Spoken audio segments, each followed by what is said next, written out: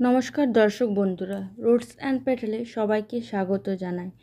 আজকে আপনাদের কাছে যে রেসিপিটা নিয়ে আমি হাজির হয়েছি সেই রেসিপিটির নাম ডুবকি আলু। এই ডুবকি আলু মথুরার অলিগলিতে খুব পাওয়া যায় এবং খুব এটা ফেমাস। সেটাই আজকে আপনাদের কাছে নিরামিষ ডুবকি আলুর রেসিপি শেয়ার করব।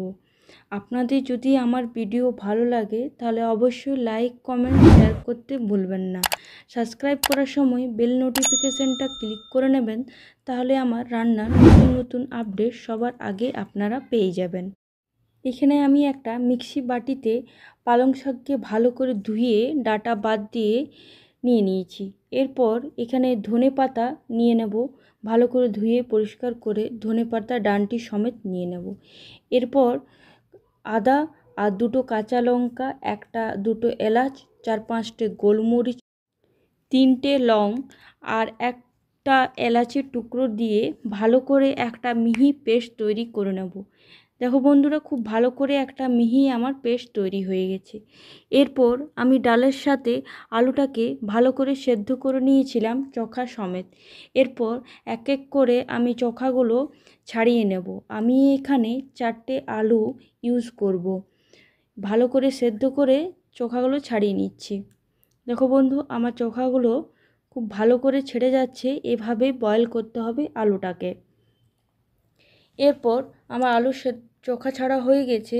গ্যাসে কড়াই চাপিয়ে তার মধ্যে 2 চামচ তেল, 1 চামচ গোটা জিরে আর 1 চামচ হিং, একটু হলুদ গুঁড়ো, ধনে গুঁড়ো, জিরে গুঁড়ো আর কাশ্মীরি রেড চিলি পাউডার আর একটু বেসন দেওয়ার পর ভালো করে নাড়াচাড়া করব।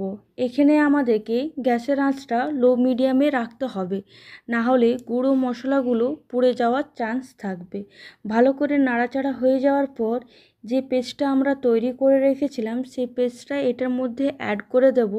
আর মিক্সি বাটি ধুয়ে ওই জলটা এখানে অ্যাড করে ভালো করে নাড়াচাড়া করব। ভালো করে নাড়াচাড়া করে নেওয়ার পর একটু কসুরি মেথি অ্যাড করে দেব আর আমচুর পাউডার অ্যাড করে দেওয়ার পর ভালো করে আবার নাড়াচাড়া করব লো মিডিয়ামে।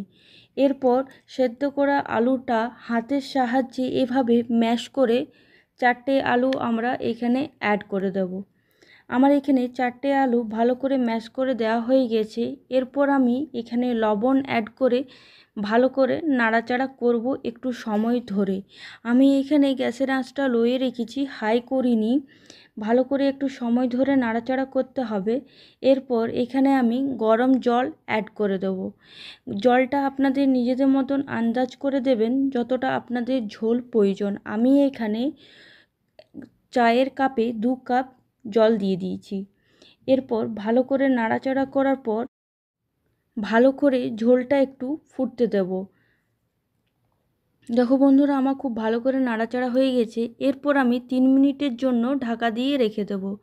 3 মিনিট হয়ে গেছে বন্ধুরা, দেখতে পাচ্ছ তেল ছেড়ে এসছে আর খুব সুন্দর একটা গন্ধ বেরিয়ে এসছে।